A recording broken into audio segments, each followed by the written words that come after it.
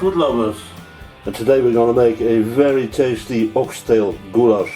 And this recipe is dedicated to Lasse and Piet Thomas, who gave me a shout out a while ago. Thank you very much, guys, I really appreciated it. They are both gentlemen cooks to me, and I highly recommend you to visit their channels.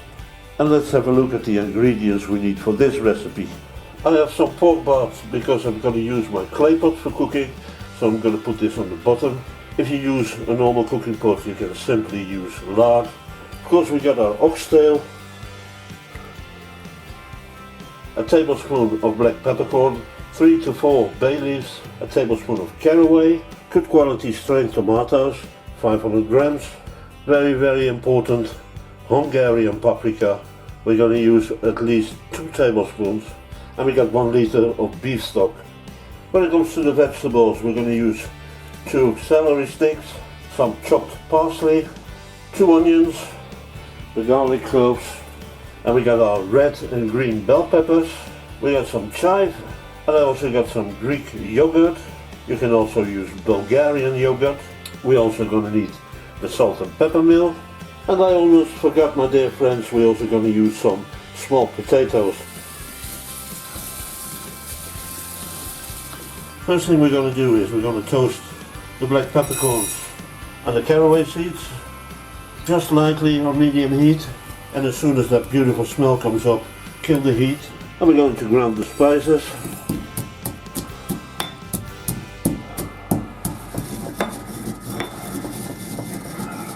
And here we go.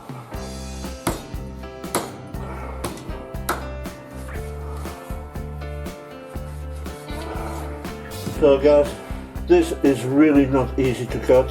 You better ask your butcher to do this.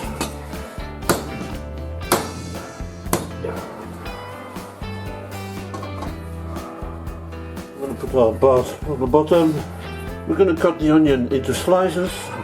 We're just going to cover the bottom of the pot. Going to add the oxtail above it. The strained tomatoes,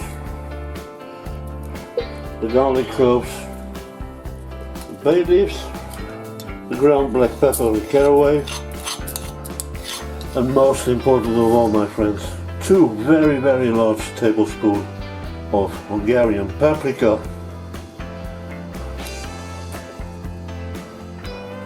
Come on, a little bit more. And now all we need to do is add the stock. And this is going to simmer on a very low heat. I'm going to start off with 2.5 an hour. The stock adds some saltiness, so I'm not going to put in salt now. You can always adjust at the end. You have to check out once in a while to see if there's still enough sauce in there. Add some water if needed. The bell peppers.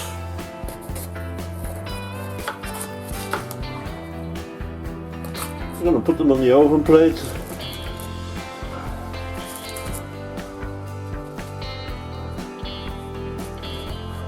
I'm going to put some olive oil on there. The skin of the peppers has to be really dry, so the oil sticks perfectly on there. A good salt mill, a good pepper mill. Preheat the oven up to 200 degrees Celsius, and it's a go for 20 to 30 minutes. We're going to cut off some leaves from the celery, and we're going to cut the celery sticks in nice slices.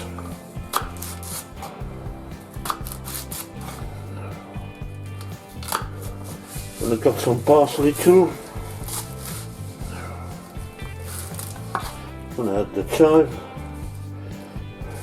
Keep the celery sticks in your fridge for later. Add all the leaves and the chive in your food processor. And we're going to chop this very finely.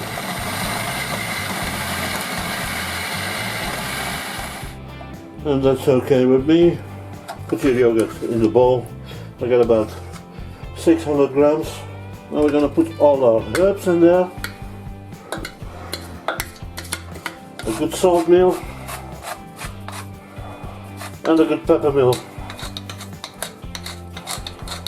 Mix it all well. And this is the yogurt sauce we're going to serve with the celery sticks. That gives us a nice fresh bite with the goulash.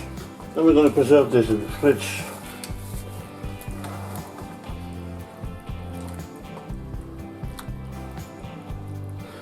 I actually left them a little bit too long in the oven.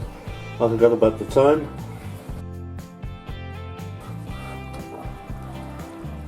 So this is coming close. And now it's time to add the potatoes. And it's going to cook for another 50 minutes, I think. 10 more minutes and we're good.